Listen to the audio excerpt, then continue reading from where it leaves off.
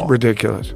Ridiculous, but I bet it was for a significant amount of money. Still ridiculous. Yeah, but fun. I'd watch it. Look, Jake Paul wants to test himself against actual, not just world champion, but one of the greatest of all time. Really fought, and it wasn't fixed. Jake Paul would not survive 45 seconds. I don't know about that. I think it would take a few rounds. Really? But yeah. First of all, Jake is a lot bigger. Jake's a lot bigger. But what weight would they fight? Well, it's not about the number. If it was about the number, we could have started up. I would have tell you, I'm not just interested. It makes no sense for me. It's not my what I'm looking at right now. Rogan was left speechless after learning that Jake Paul had offered Francis Ngannou the chance to be his next opponent following the cancellation of his fight with Gervonta Davis. On his podcast, Rogan called the potential matchup insane and borderline reckless for the YouTuber turned boxer. He emphasized that Ngannou, a former UFC champion and one of the most dangerous punchers in combat sports history, isn't someone to play around with. Rogan questioned whether Jake truly understood the risk, but admitted that if it ever happened, the fight would be a massive spectacle, one that could break the internet overnight. Nikista calls Francis. This is Francis telling the story. Nikista calls Francis and says, hey, we need your help. We need an opponent for Jake. Tank is out. And Francis says, all right. And Francis says, well, how can I help you? Nikista says, well, we're looking at an opponent for Jake. Tank Davis is out. And Francis says, all right, but specifically, how can I help you? Nikista takes a third swing at the bat. He says, well, we need an opponent. We need a boxer. We need a partner. We need somebody to fight Jake. Tank is out. And Francis asks him again, okay, what Jake Paul's exhibition bout with Gervonta Davis fell apart amid mounting legal issues surrounding Davis. Paul and his team scrambled to find a replacement. Among the names that surfaced was Francis Ngannou, the former UFC heavyweight champion turned crossover boxer. Known for his terrifying knockout power, sheer size, and global reputation, Ngannou represents a completely different level of danger. For Jake Paul, calling out Ngannou isn't just bold, it's borderline suicidal in boxing terms. The idea alone sent shockwaves through the combat sports world, with fans split between calling it brave and calling it madness. Saga, I think the fight is going to be completely canceled and rescheduled, and now we have potential opponent names and some people being ruled out coming into today. This is not a joke. It was said by Mike Coppinger and others that the #1 candidate to replace Tank Davis in a Jake Paul fight, probably on a different date, was going to be Francis Ngannou. What the But we have an update on that and other potential names that Jake could fight.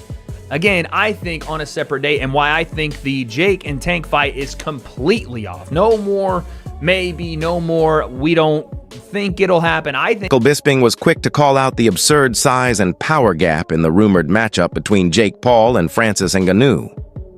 He noted that Paul had originally been preparing to face Gervonta Davis, a lightweight nearly half Ngannou's size, before that fight fell through. Bisping joked that going from Davis to Ngannou was like jumping from one extreme of combat sports to the other. He emphasized that this wasn't just a difference in skill or experience, but a massive leap in physical danger. Facing someone like Ngannou, who's built like a tank and carries world-class knockout power, would be less of a boxing match and more of a survival test. Like Mike Tyson, who's 58, Anderson Silva, who was way past his prime, people like Nate Diaz, who were way smaller. Gervonta Davis really did take the piss. I mean, that was just the craziest shout ever. To go from fighting Gervonta Davis, way smaller, to now boxing Francis Ngannou. I mean, listen, if he does it, fair play. But I just call #1 bullshit on this brother, because I don't see this happening. No. This is #1 bullshit. I just don't believe it. I don't believe it at all. Nate Diaz, yeah, 100%. I mean, he beat him once already.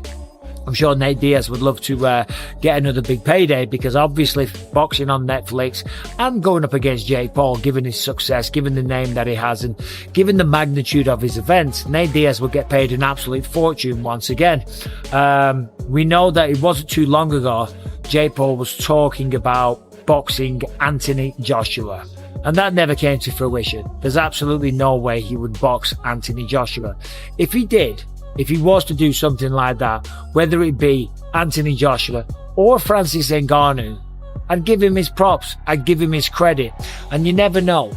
Maybe he would do it just for the clout, because in many ways it would be, sorry about the airport notifications, it would be, an admirable thing to do. And it will be Jake Paul taking on somebody bigger. According to Francis Ngannou, Jake Paul's team reaching out to him as a potential replacement for Gervonta Davis came completely out of the blue. Ngannou said the offer felt random and out of step with where he is in his career.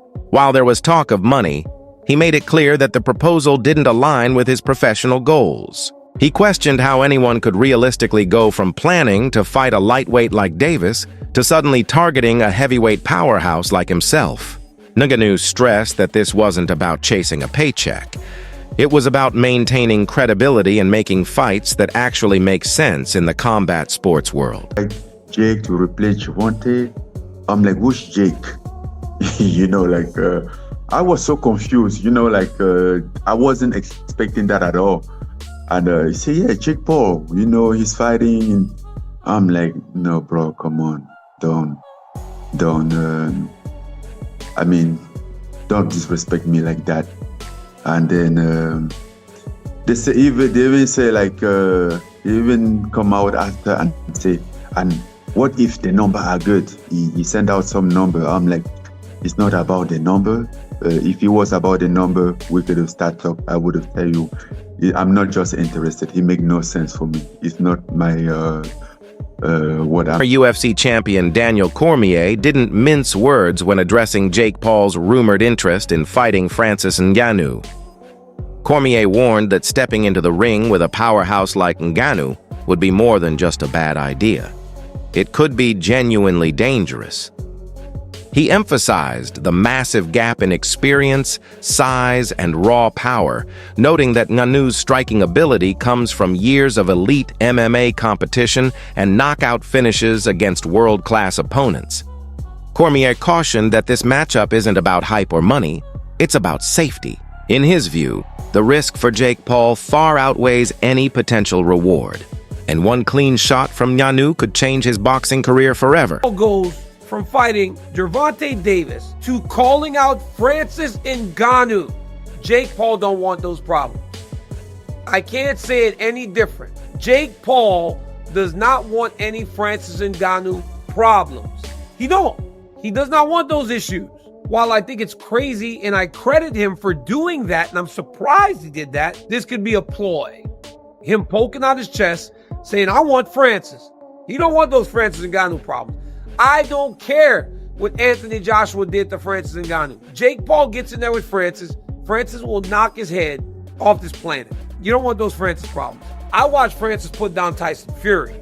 Sure, Anthony Joshua beat him. But even if Jake got power, I don't think he got power to be dealing with Francis. Because all it takes is for one. Daniel Cormier went further, questioning Jake Paul's real intentions behind calling out Francis Ngannou.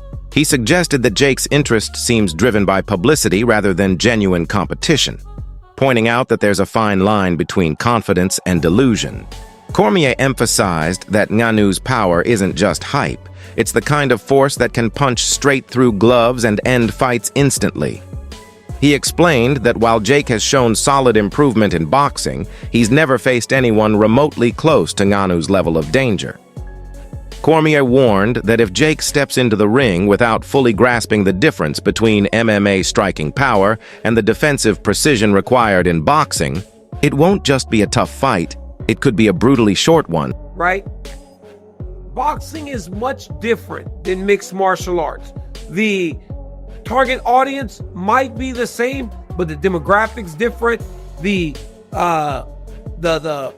places where people are brought up are different. There's bigger entourages in boxing. It's just a different world in boxing. We've known that from the very beginning. We know that Gervonta Davis was not going to just play to Jake Paul's rules. I still don't know exactly why this thing is falling apart, but it is falling apart bad. It is bursting at the seams. We are almost exactly where we should have never started. This should have never gotten started, but it did. But we are almost now exactly where we need to be in the fight, and that's it. Analysts argue that if Tyson Fury, arguably the best heavyweight boxer of this generation, struggled to handle Francis Ngannou's timing, composure, and raw power, then Jake Paul stepping in on short notice would be playing with fire.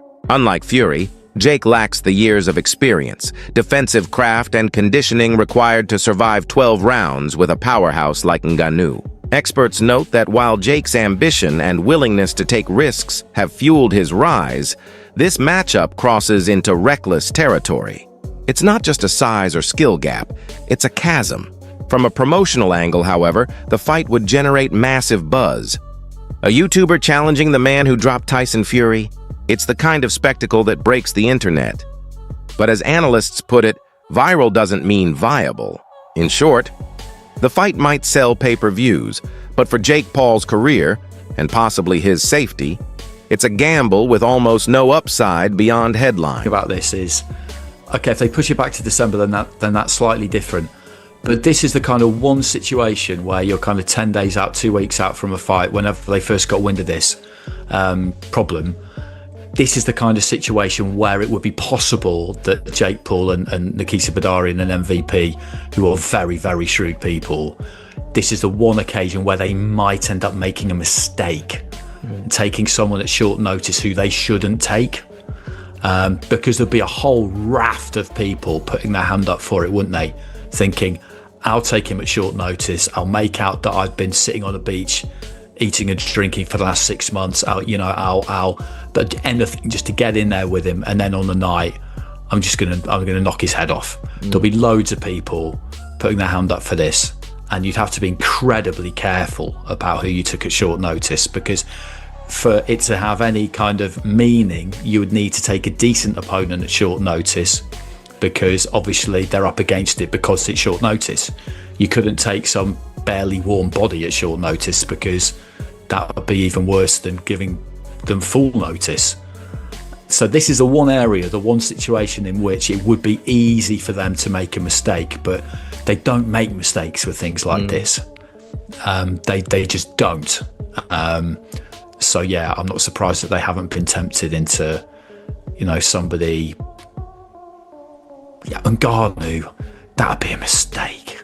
It'd be such a mistake. I know he got flattened by Joshua, but so what? Joshua is a two-time unified champion of the world, and Ngannou's 270 pounds of absolute granite. That would have been a terrible, terrible mistake if they'd given him the fight. And he dropped, like, people. I know, my opinion, Tyson Fury won that fight with Ngannou, but he still put Tyson Fury. He was close.